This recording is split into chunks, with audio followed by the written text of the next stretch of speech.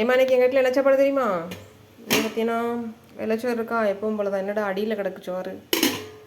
அதுக்கப்புறம் பார்த்தீங்கன்னா இன்றைக்கி வெள்ளிக்கிழமெல்லாம், அதனால் நம்ம வீட்டில் எப்போவும் சாம்பார் தான். என்ன சாம்பார்னு எல்லாத்துக்கும் தெரியும்.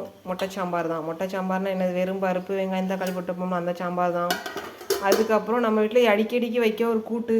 இந்த கூட்டை பார்த்தாலே என்ன எப்போ பார்த்தாலும் ஒரே சாப்பாடை காட்டுதியா அப்படின்னு கேட்பா. அது என்ன கத்திரிக்காய் கூட்டு. உருளைக்கிழங்கு போடலை இன்றைக்கி. ஏன்னா நேற்று உருளைக்கிழங்கு வச்சோம்ல, அதனால் இன்றைக்கி உருளைக்கிழங்கு போடாமல் வெறும் கத்திரிக்காய் மட்டும் போட்டு கூட்டு வச்சுருக்கேன். அதுக்கப்புறம் பார்த்தீங்கன்னா இது நேற்று வச்ச மோர் குழம்பு கொஞ்சம் கிடக்கு. இந்த மோர் குழம்புலாம் தூர ஊற்ற மனசே இல்லை, இன்னுமே அவ்வளோ டேஸ்ட்டாக இருக்குது.